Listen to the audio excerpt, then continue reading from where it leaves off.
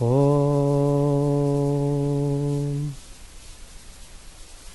Stapakaya cha dharmasya Sarvadharma Swarupine Stapakaya cha dharmasya Sarvadharma Swarupine Avatara Varishtha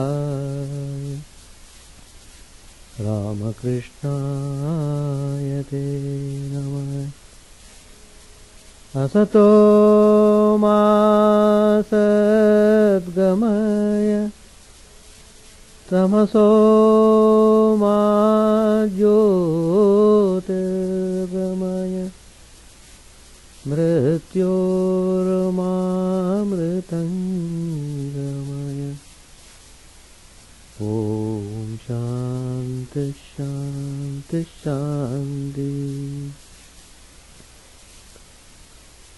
Let us offer our salutations to Sri Ramakrishna, the embodiment of all religions, the Supreme God Incarnate, who came to establish universal religion. Let us pray to Him to lead us from the unreal to the real, to lead us from the darkness of ignorance to the light of knowledge, to lead us from death to immortality. Today's topic I have chosen, Sri Ramakrishna and Vedanta. How it is very important that people should know about Vedanta, about the practical aspect of Vedanta, and about the application of Vedanta in daily life. It is most significant that this message of Vedanta is really very much needed in modern times, because we are seeing throughout the world a tremendous disharmony, hatred, violence and crime. People are totally neglecting the practice of values in their life. There is tremendous erosion of value system, and people have not understood religion in the real sense of the term. On the other hand, they have misunderstood religion and applied religion in a wrong way. So, we are seeing the tremendous negative impact on the humanity on account of this total neglect of moral features. So it is most important that people should really get education in spiritual ideas and spiritual values. It's only when people are properly educated in this way we can hope to have peace and harmony among all sections of people. But though the practice of Vedanta is really not difficult,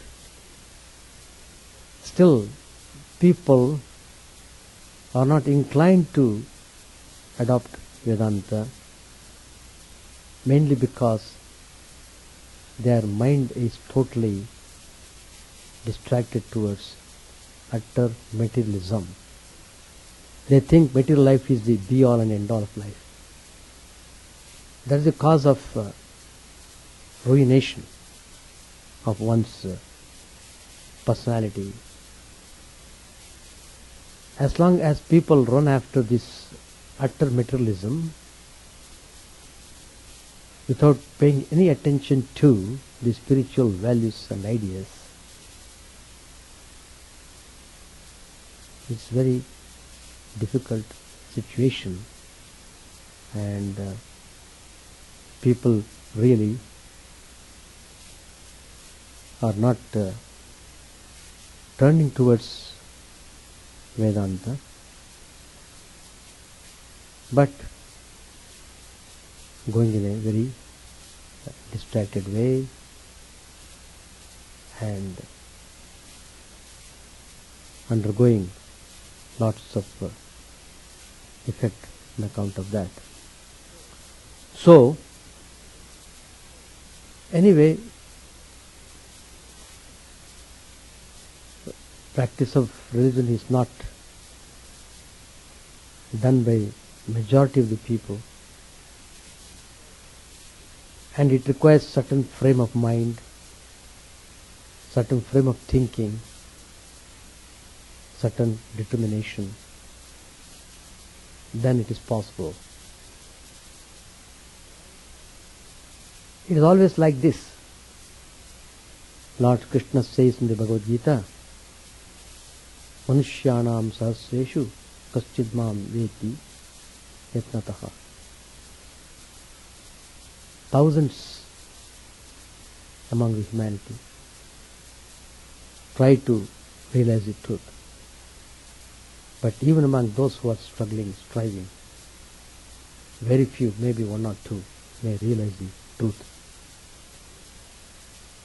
That means lot of mental preparation is required,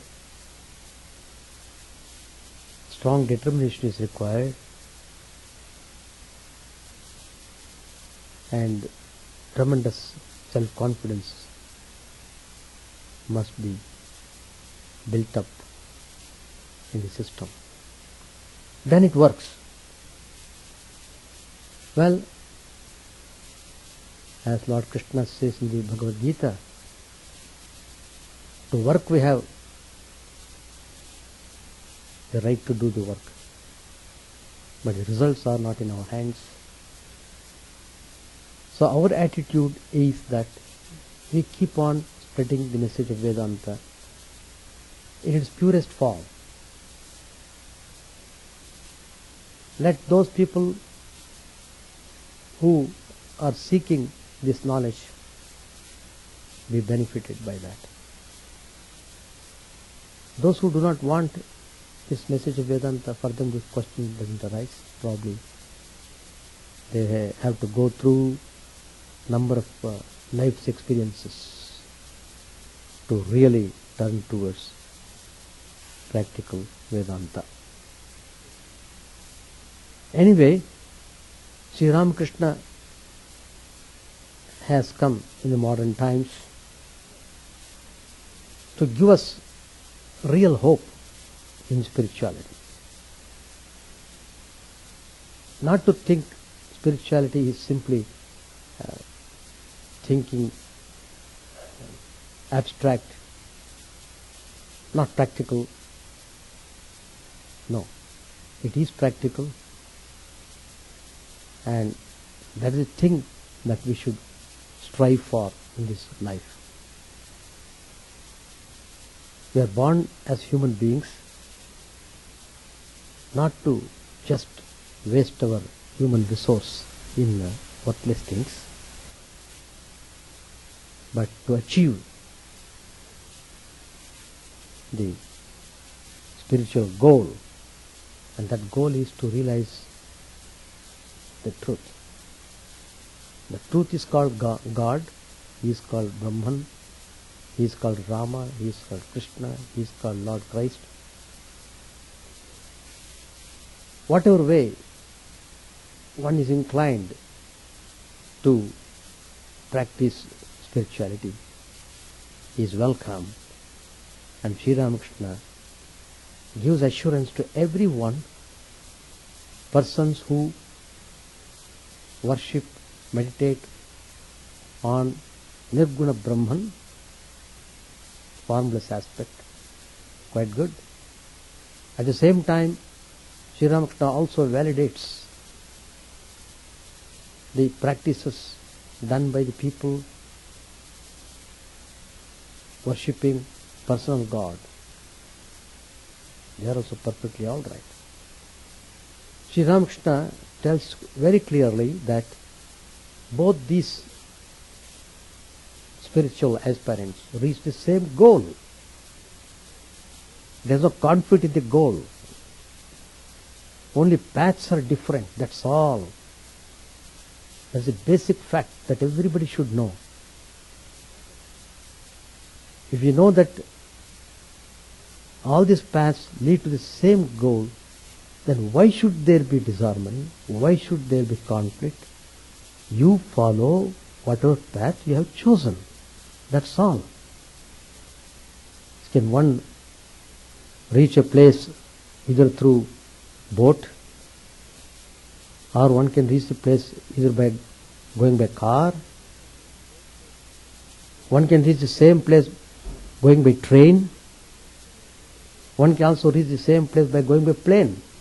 By whatever way you go, you are reaching the same target. Why should you quarrel? People have lost power of thinking. Just they have lost the power of thinking. So we are seeing everywhere waves and waves of disharmony, hatred. The whole atmosphere is being polluted by these impure vibrations. Well, if a person is destined to suffer, what can we do? Some people who learn just by seeing. There are some people who can learn only through experience. And there are people who do not learn at all, even through sufferings in their life. So, three distinct characters are there in this world. So, it depends upon, as I said in the earlier, about your aspiration. First of all, you must set right what you are aspiring for.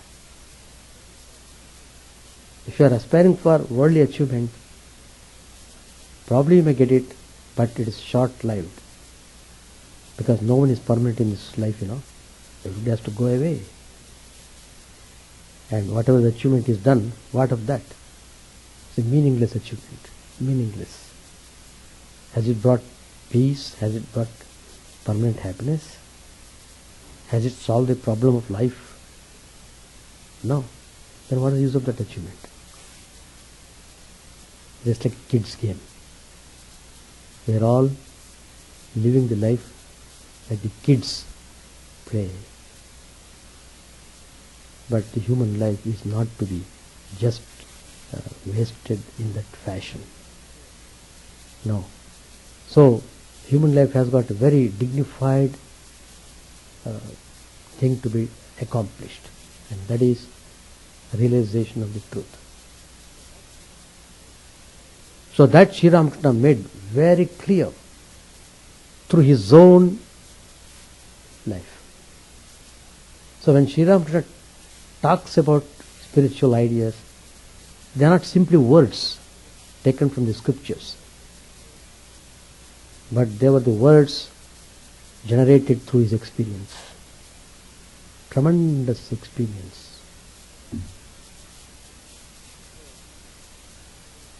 So, Sri Ramakrishna says what is needed for practicing spirituality. What is needed?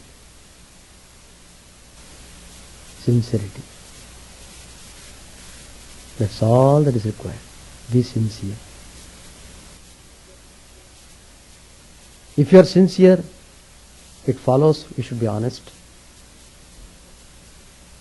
You should be thorough in your character, and you should keep your mind in a fine status. So, are we giving attention to these things?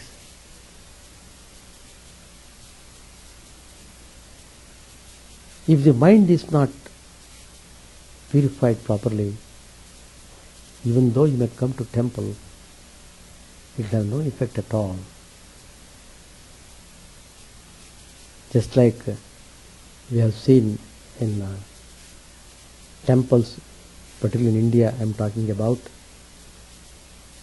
I am coming from Bangalore. Every day for Arati evening time, nearly 1,000 people participate. 1,000. And lot of people, they come with the shoes and chappals. We have made a chappal stand and shoe rack. Everything is given. Signboard is there. Volunteers are there. People show them, please leave your shoes and chappals in the shoe rack. But still there are some people who don't care. Just 5 minutes. Just 5 minutes. You go away. For a thief to steal, 5 minutes is too long time. 1 minute is enough for him to steal away. And people lose their shoes and chappals. And then people remark, what? In temple also people steal? That question they ask. Who are the people? People behave according to their minds. If the mind is loaded with stealing impressions, he naturally steals wherever he is. So, what I mean to say, the impure mind will not have any effect. So, one has to be initially purified to a little extent to understand the subtle values of the spiritual ideas and experiences. Well, Sri Ramakrishna has come to establish peace and harmony. At least people who are leading groups in religion, at least they should know. They should know in what way we should all conduct ourselves in a harmonious way. We all belong to one family. The whole world is one family. We are all relations. Beautiful concept. Shindvantu Vishve Amritasya Putraha. Swami Vivekananda declared, Amritasya Putra, you are all immortal children. Please hear. The Upanishad says that. Uttishtata Jagrata Prapya Varan Nibodhata. Rise, awake and stop not till the goal is reached. Here the goal means spiritual goal. To realize the truth, to have the vision of God, to know who you are. So, Sri Ramakrishna came to show to the people, to demonstrate, look, you have to go this way. Please change your exit. You have taken a wrong exit. So they come to point out to us the real way of life.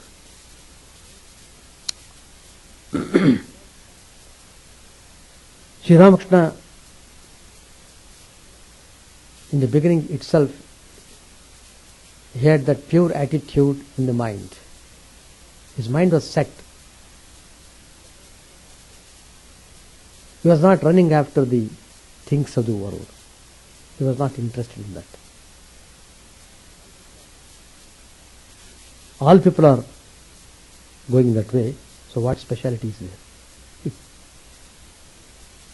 So he He really wanted to know what is life, what is mystery.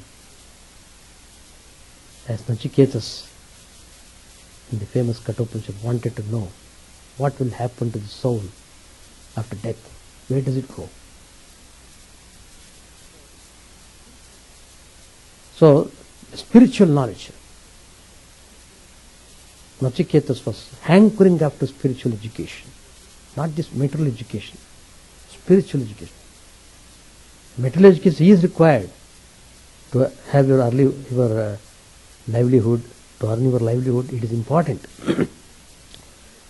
But what is happening is you are making too much of it, going beyond the limits. That is destructive.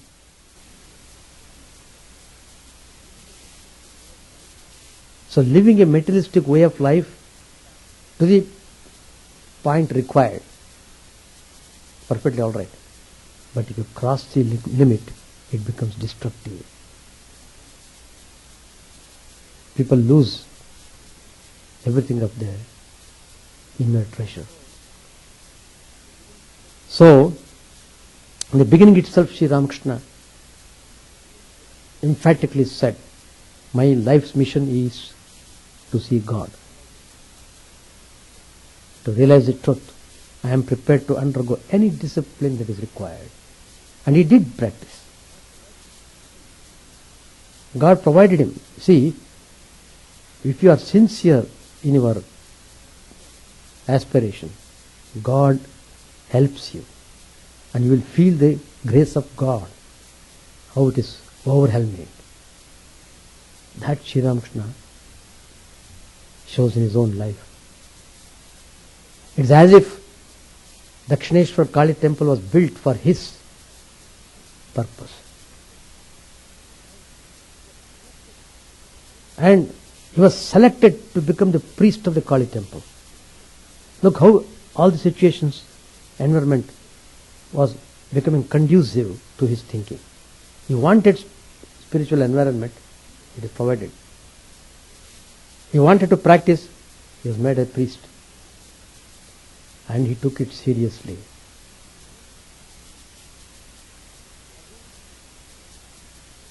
For him, it was not simply a metal image. He looked upon the Kali image as living embodiment of the divine. He began with that concept. He even addresses the mother that way. Oh mother, if you are really alive,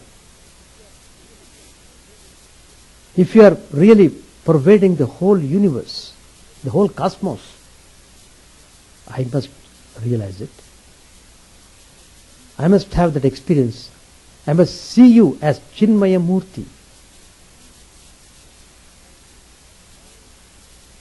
And morning, night, noon, all the time, the whole mind was saturated with the thinking of the Divine Mother. Full of concentration, meditation, worship. 12 long years he did practice. 12 years. Finally, he got the revelation of the truth. He lost outward consciousness. His mind was shifted to a different level, where he could see the whole cosmos was filled up with divine light. It had such tremendous soothing effect on the soul. It generated tremendous joy.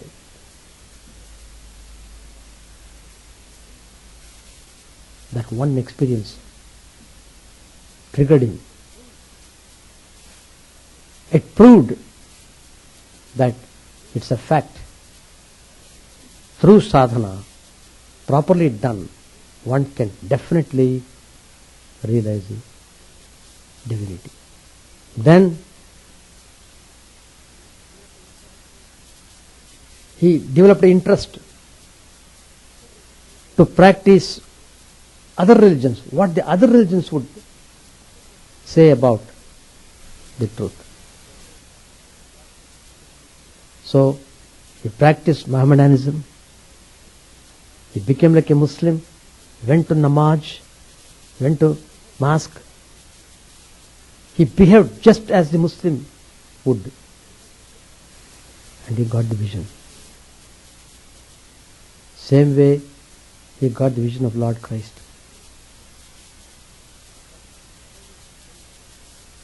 That shining face of Lord Christ, it came and merged in the heart of Sri Ramakrishna. That's concrete proof of incarnation. Jesus Christ was none other than the Divine Supreme.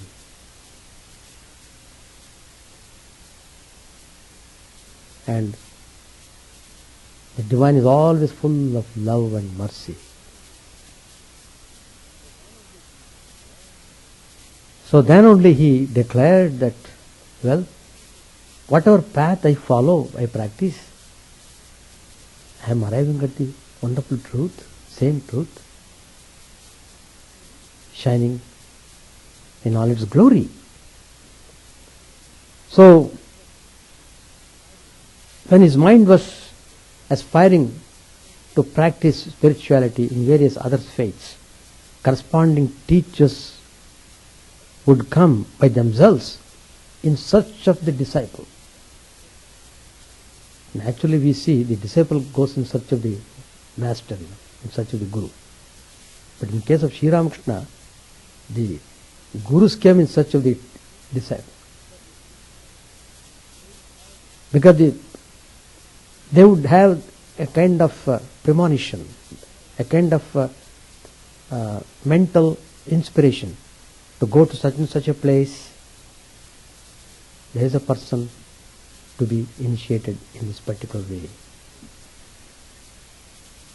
Bhairavi Brahmani came, Jatadhari Ramayitra, who was worshipping Rama, he came. Worshippers of Rama, worshippers of Krishna, they all came. Eminent spiritual personalities, they came to Sri Ramakrishna. And finally, Totapuri, who did realize Brahman through his practice of 40 years of spirituality, he came. He came to Dakshineshwar. When he saw Sri Ramakrishna, he was startled. What? What a beautiful personality. He is the right person for practicing Advaita. So he immediately approached him. Well, I am prepared to teach you, initiate you into Vedanta. Will you please accept it? And Sri Ramakrishna tells, well, I have to ask my mother. I have to take mother's permission. He thought he is going to ask his living mother. He is asking the mother's means the divine mother. Anyway, it's a very big, very interesting story. Really, Sri Ramakrishna and his divine play. A new book has come. First class book, I should say. Every one of you here should read that book. Buy that book and keep it in your room. Read it every day. Read to others also. Tremendous work. Swami Chidananda from St. Louis Vedanta Center, he has done that book. Dalai Lama has given forward to that. Excellent. Every line is so inspiring. And that is the story of Sri Ramakrishna, his divine play. So, he came and taught Vedanta.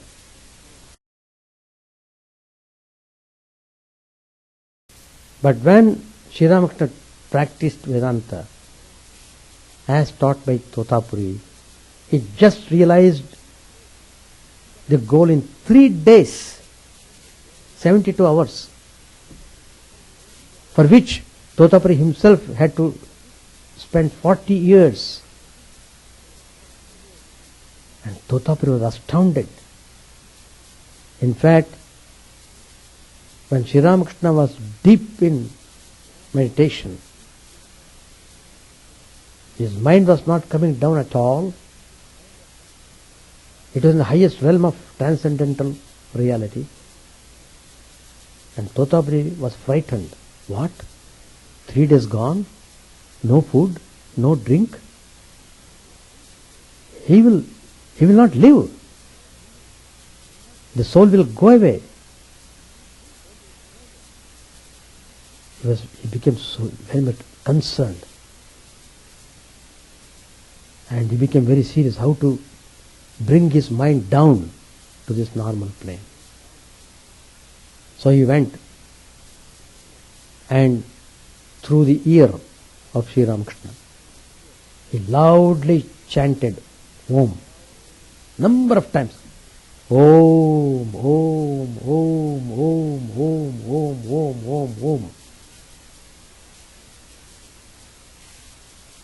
That Omkara brought him down to this normal state of consciousness. Then Totapri felt relieved. Well, Sri Ramakrishna reached Nirvikalpa Samadhi. Nirvikalpa Samadhi means mind becomes totally desireless. That is the highest state. It doesn't want anything. If an ordinary person gets into that state of Nirvikalpa Samadhi, 21 days time limit. Afterwards the body drops away. If you pour water into his mouth, the water comes out. But Sri Ramakrishna came back through Nirvikalpa Samadhi because he had a mission to show to the people, to resolve all the conflicts and disturbances in the name of religion. He came for that purpose. With a special mission he came. He suffered. He did practice. He did undergo all the disciplines. And then he should look, you have to practice it. You have to practice. If you do like this, you will get it. And Sri Ramakrishna himself trained a band of disciples, 16 disciples on the back of the chapel. You have got photographs there. He made them all spiritual giants.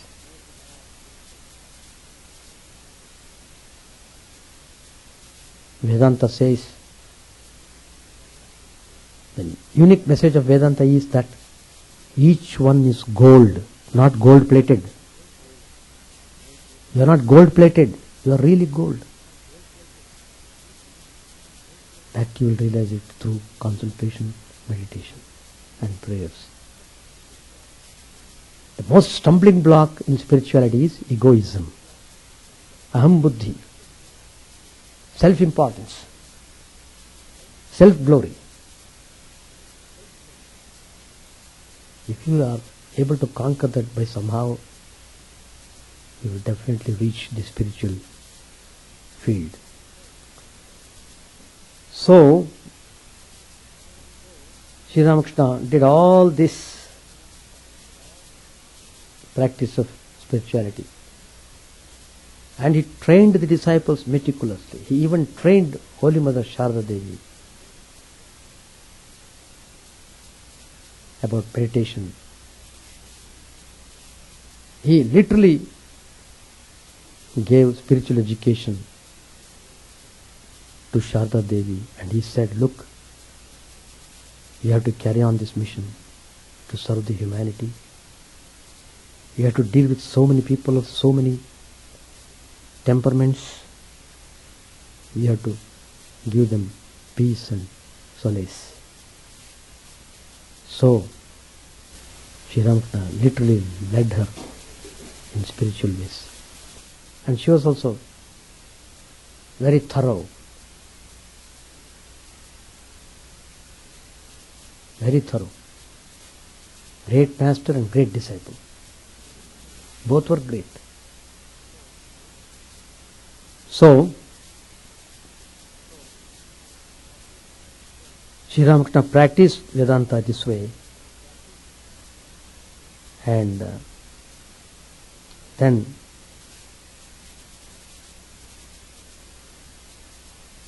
he gave expression to his realization in the form of instructions. If you read Gospel of Sri Ramakrishna, every page has got message of Vedanta. We should find time to read and understand them. Please spend a portion of your time in doing spiritual practices. That will help you. Really, it will help you. So, as the different streams having their sources in different places, they all mingle their waters in the sea. Even so, O Lord, the different paths which people take through various tendencies, various though they appear, crooked or straight, all lead to Thee. This is the main message of Vedanta. It teaches respect for all religions. That's why Vedanta is compared to ocean, Satchidananda Sagara. That is Vedanta. All different religions, they're all like rivers. They are not separate from the water. They are not separate from the ocean. All these different religions are like waves. The waves are inseparable with ocean. They are part and parcel of the ocean. Even so, though we are all having different forms, in essence, we are the same. We are the same divine entity. Just like fire and its sparks.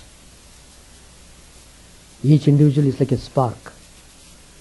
But each spark is connected to the source, fire. It has no separate existence. The spark is ever existent as long as the fire is there. Even so, we are all ever existent. That's why Swami Vivekananda addressed everyone as Amritasya Putra. Really, we don't die. Really, we are not born. But this birth and death is only for the gross body. This body comes and stays for a while and goes. Again another body comes, goes. It comes to go. But what is it that remains? The soul remains. The embodied being. That is, the embodiedness is because of the mind. The mind always comes with you. Even a person dies, the soul goes with the mind. The mind is a storehouse. It is a storehouse of impressions. Whatever you have done, good or bad, all those things are lodged in the mind in the form of samskaras to give you experiences in your next life. So, God has infinite forms, at the same time He is formless. Sri Ramakrishna says, both are true. Don't quarrel anymore. Both are true. Even if you give an ordinary example, every person has got 2-3 names. One is the name whenever he writes a checks, whenever he signs in a check, that's one name. And friends call him in a different name, some nickname. Minimum 2-3 names will be there for everyone. But what to speak of God? Infinite names, infinite forms. So in order to satisfy the infinite tendencies, so you must appreciate that there's beauty in diversity. What is to be underlined is Unity in diversity, that's important. To give an example, there is rose. Beautiful, it's nice to see rose. But how many colors? Yellow, deep yellow, light yellow, white, deep white, purple. So many varieties. But they are all rose only. The properties are the same. Same way, whether you are in America or China or Russia, you are all human beings. Same pain and pleasure everyone experiences. So don't condemn yourself as I am wretched, I am hopeless, I am useless. That's not the way. Think opposite. I am good, I am pure, I am pure. So what is needed is awakening. Are you awake or still sleeping? Awake from ignorance. Ignorance is a state of sleep. As long as the mind is not inclined towards spirituality, it is proof that you are still sleeping. You are sleeping though you look like awake.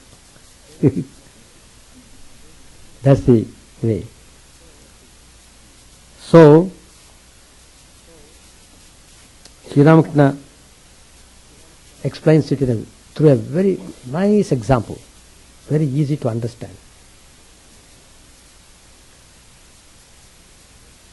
The master of the home is asleep. He is sleeping in a room, a quite big room, and so many others are also sleeping. It's a giant family.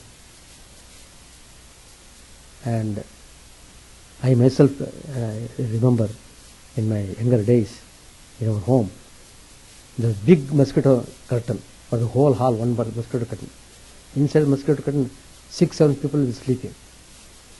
I am also one of them sleeping there.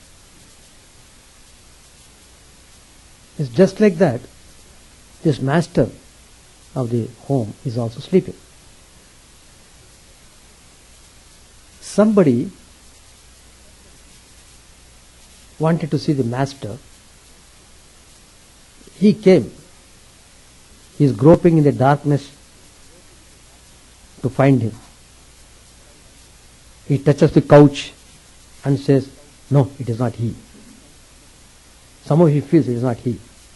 He touches the window, because in the dark, he touches the wrong place and says, no, it is not he. He touches the door, again he says, it is not he. So this process is known in the Vedanta by the term neti neti, na iti, na iti, not this, not this. So you must reject whatever it is not. Go forward by rejecting everything. Then you arrive at the truth. When you arrive at the truth, you won't say naiti. It stops remarking. Because you reach the ultimate. So this man who was searching here and there, telling not this, finally he touches the master's body.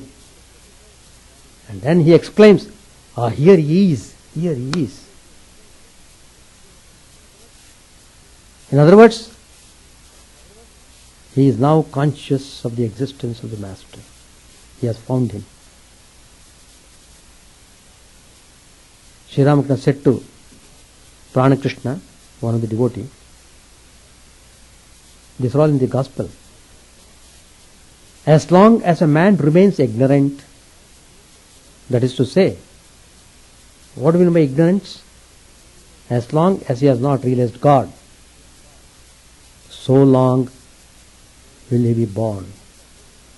But after attaining knowledge, he will not have to come back to this earth or to any other plane of existence. Sri Ramakrishna gives another example. The potter who makes pots puts his pots in the sun to dry.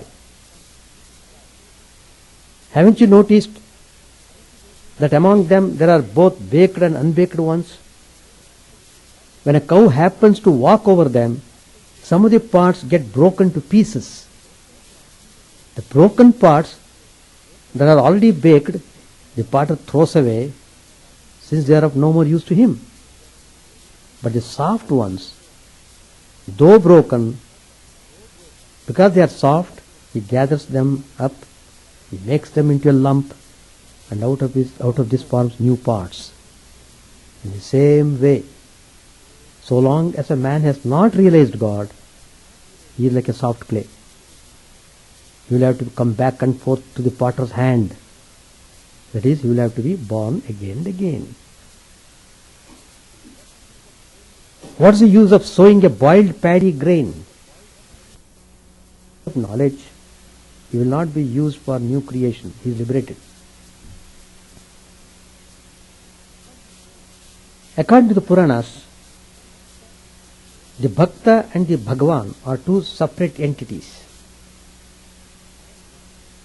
I am one and you are another. The dualism.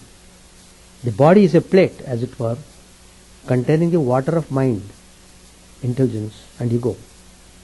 Brahman is like the sun. It is reflected in the water. Therefore the devotee sees the divine form. According to Vedanta, Brahman alone is real and all else is Maya, dreamlike and unsubstantial. The ego, like a stick, lies across the ocean of Chidananda. When this ego is taken away, there remains only one undivided ocean of Chidananda. But as long as the stick of ego remains, there is an appearance of two. Here is one part of the water and there another part. Attaining the knowledge of Brahman, one is established in Samadhi. Then the ego is effaced. But Shankaracharya retained the ego of knowledge. Why? Because he wanted to teach humanity the glory of Vedanta. Sri Ramakrishna again explains how the person of highest experience, how he looks upon the world. Once a woodcutter, he lay dreaming. Someone came and woke him up. He was greatly annoyed and said, "Why have you disturbed my sleep?" "I was dreaming," he said. "I was dreaming that I was a king and the father of 7 children. I was dreaming like that, but you came and disturbed my dream." The princes were becoming well versed in letters and military arts. I was secure on my throne and ruled over my subjects. Why have you demolished my world of joy? I was in great joy dreaming, but you destroyed everything. But the man who woke him up, he said, "Well, that was a mere dream. Why should that bother you?" Then the woodcutter said, "You are a fool. You don't understand. My becoming a king in the dream was just as real as my being a woodcutter. If being a woodcutter is real, then being a king in a dream is real also." See how Sri Ramakrishna explains it in the Gospel. Sri Ramakrishna told this story to illustrate that according to Vedanta, the waking state too is unreal. That's why Vedanta says, wake up from the waking state. In fact, I spoke on this subject in the Gospel class. Wake up from the waking state. We think we are all in the wakeful state. Really not. We are in a stupid state. That's why we are suffering all the time. All the time we are suffering. Some botheration, some friction, some irritation, some unpleasantness. Always there will be something which bothers you. So, as long as you are tormented this way, that shows you are not awakened. So many examples are given about this philosophy. And Brahma Satyam Jagan Mithya Jivo Brahmaivana Paraha, famous Vedantic message. That is, Brahman is real and the world unreal. Why the world is unreal? The world looks like real. Looking like real doesn't mean it is real. It looks real because it's constantly changing. See, in my boyhood days, in my college days, I used to love a particular place, and when I visited that place after many years, I wanted to see that place which I loved so much. But the whole thing is changed. You could not recognize whether that was the place which I once enjoyed it. That means the world is constantly changing. So, it looks real, but in reality it is not so.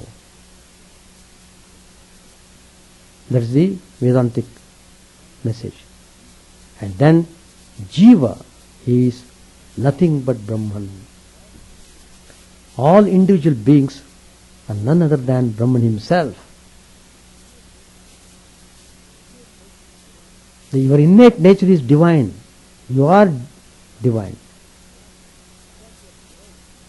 Because you are divine, there is a hope to realize the divinity. If you are not divine at all, there would not have been any hope. So that potential divinity is in every one of us. But you have to manifest that potential state. From unmanifest to manifest state, you must bring it. That is Purushakara. That is self-effort. You have to make sadhana. Without sadhana, you will not be able to wake up from the dream state. You will always feel you are enjoying your life immensely. So,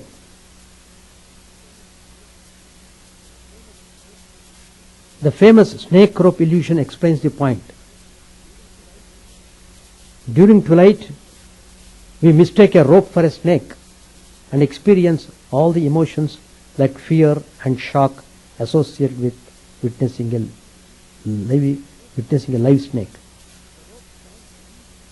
The rope stands revealed for when darkness is dispelled by light.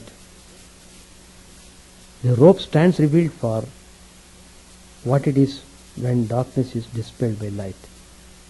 Even so, says Vedanta, the world is nothing but Brahman, the only reality, but it appears as world because of darkness, because of our ignorance of its true nature. Another illustration is of a mirage in a desert or in a hot road.